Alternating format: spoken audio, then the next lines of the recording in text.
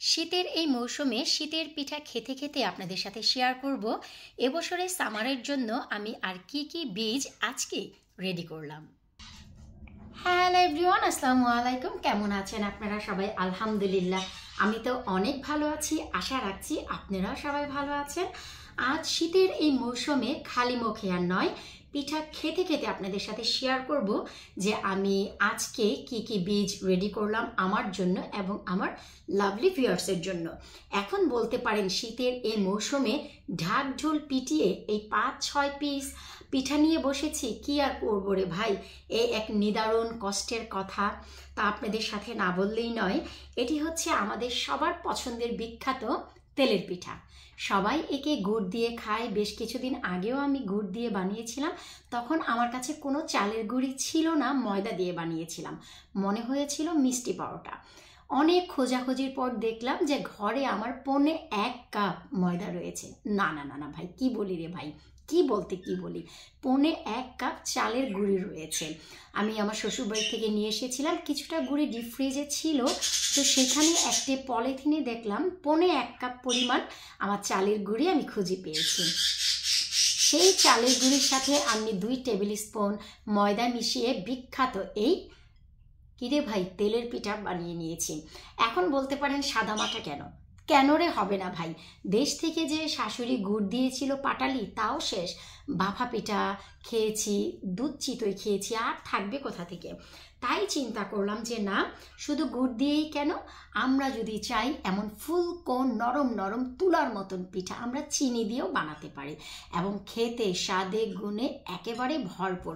তো চলুন আমি আপনাদেরকে এই শীতের পিঠা খেতে খেতে বলবো যে কি কি বীজ আমি রেডি করেছি, আপনাদের মাঝে আমি নিয়ে আসবো এই কিছুক্ষণের মধ্যেই। তবে অনেকে এর আগে আমার তেলের পিঠার একটি ভিডিও দেখে অনেকেই আমাকে কমেন্ট করেছেন যে আপু আপনার তেলের পিঠার যে ছবি আপনি দিয়েছেন, যে ভিডিও দিয়েছেন ময়দা দিয়ে হলেও সেই পিঠার ভেতরটি এত সুন্দর জালিদার হয়েছে, যদি একটু বলতেন বা এর একটি রেসিপি শেয়ার করতেন আমাদের জন্য অনেক উপকার হতো।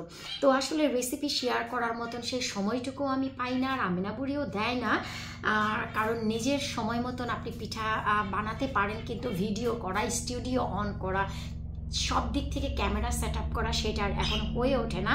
আমিনার জন্য একটি টেক আমাকে বারবার নিতে হয়, একই টেক আমি বারবার ফ্রিকোয়েন্সি নিতেই থাকি, কারণ আমাকে বারবার সেগুলিকে টেক নেওয়া লাগে, চেষ্টা করতে হয়, তারপরেও আসলে আমি পেরে উঠছি না। তো আমি এখন বলবো আমি 1.25 কাপ চালের গুঁড়ির সাথে 2 টেবিল চামচ ময়দা মিশিয়ে কুসুম গরম পানি দিয়ে খুব ভালো করে হাতে মথে নিয়েছি। মথে নিয়ে আমি 20 মিনিট শুধু রেস্টে রেখেছিলাম।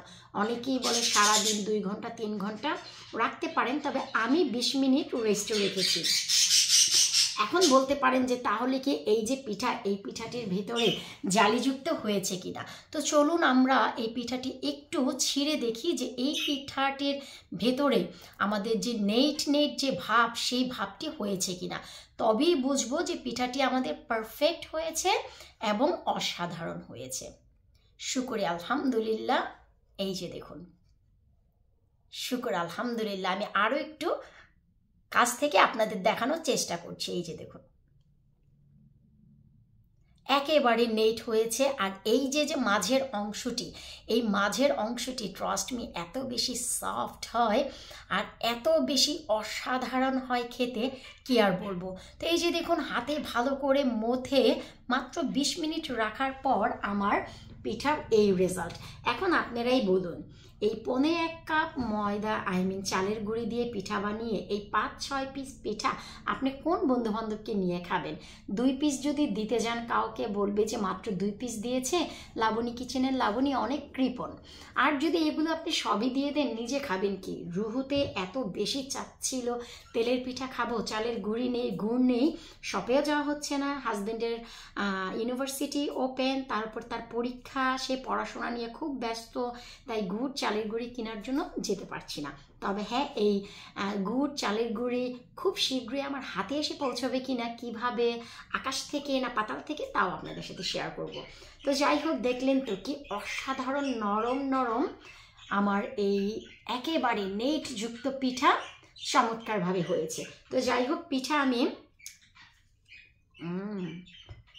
চিনি দিয়ে বানালেও অসাধারণ হয়েছে। আরও দুটি হয়েছিল, ভাজতে ভাজতে আমি আর আমার হাজবেন্ড খেয়েছি, আমানকে এখনও দিতে পারিনি, কারণ হচ্ছে পিঠা মাত্র এই অল্প কিছুই পিঠা, সবাই মিলেঝিলেই খাবো।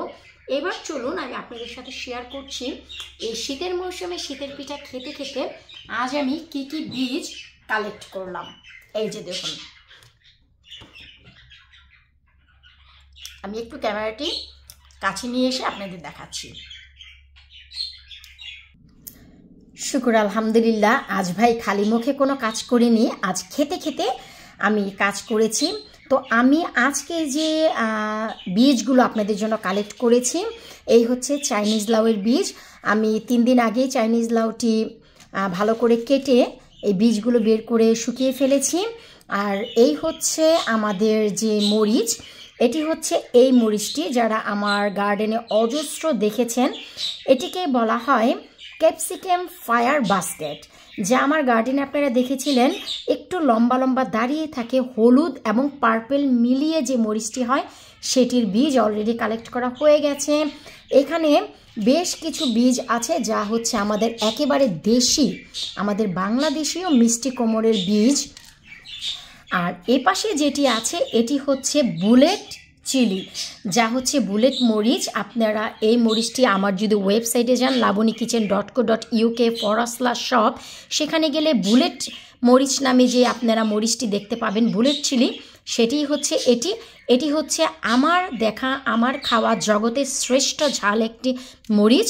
তো এই মরিচের বীজও অলরেডি আজ আমি কালেক্ট করে ফেলেছি। আর মাঝখানে যে মরিচ দুটি আছে এগুলো হচ্ছে ইটালিয়ান মরিচ, যা নূপুর চাচির বাসা থেকে আমি নিয়ে এসেছিলাম গত সামারে। তো এগুলো থেকে এখনও বীজ বের করিনি, কারণ এই বীজগুলো আমি প্যাকেট করব আজকে রাতে, এই সবগুলো বীজ প্যাকেট করব। তো আপনারা অনায়াসে কিন্তু পেয়ে যাবেন। একটি কামড়ও খাচ্ছি। তো এই যে মরিচের বীজগুলো এবং চাইনিজ কুমড়া, লাল মিষ্টি কোমরের বীজ, চাইনিজ কোমরের বীজ, এই বীজগুলো আমি আজ সব কিছু সর্ট আউট করলাম। অবশ্যই আপনারা আমাকে কমেন্ট বক্সে বা ভিডিওর নিচে কমেন্ট করতে ভুলবেন না আজকে আমার এই আইডিয়াটি কেমন ছিল। খালি মুখে কাজ করতে না এখন যেন একেবারেই কেমন লাগে, তাই আমি এই কাজটি করেছি। খালি মুখে নয়, খালি মুখে, ও আল্লাহ এখন কি হয়েছে নিজেও জানি না, খালি মুখে নয়, আমি কিছুটা পিঠা বানিয়েছি এই কিছুক্ষণ আগেই। তো বানিয়ে চিন্তা করলাম যে না, আমি পিঠা যেহেতু বানিয়ে ফেলেছি, খেতে খেতে বীজগুলি কালেক্ট করে ফেলি, কারণ এই বীজগুলো প্যাকেট করতে হবে। আপনারা যারা এখনও পর্যন্ত আমার ওয়েবসাইটে যাননি, প্লিজ আপনারা একবার ঘুরে দেখে আসবেন labonykitchen.co.uk/shop। সেখানে আপনারা অর্গানিক, আমার নিজের হাতের বানানো সব ধরনের বীজ পেয়ে যাবেন, দেশীয় সব ধরনের বীজ, যাতে কোনো প্রকারের ভেজাল নেই। ভেজালের এই দুনিয়ায় ভেজাল মুক্ত বীজ আপনারা কালেক্ট করতে পারবেন। আর যারা আমার ওয়েবসাইট থেকে অলরেডি অনেক বীজ কালেক্ট করেছেন লাস্ট 1 উইকের ভিতর, তাদেরকে অসংখ্য ধন্যবাদ জানাচ্ছি। কারণ এর আগে আমি একটি ভিডিওতে বলেছিলাম আমাদের বীজ জার্মিনেশন টেস্ট শুরু করতে হবে এন্ড অফ দিস মান্থ, এই জানুয়ারি মাসের শেষেই। তো আপনারা যারা যেখান থেকে আপনাদের মন ভরে সেখান থেকে আপনারা বীজ কালেক্ট করে ফেলুন, কারণ সময় হয়ে গেছে বীজ জার্মিনেশন টেস্টের। তো আজ আর কথা বাড়াচ্ছি না, শীতের এই মৌসুমে শীতের পিঠা খাবো আর বীজগুলোকেও প্যাকেট করব। তো বিদায় নিচ্ছি ভাই আজকের মতো, আল্লাহ হাফেজ।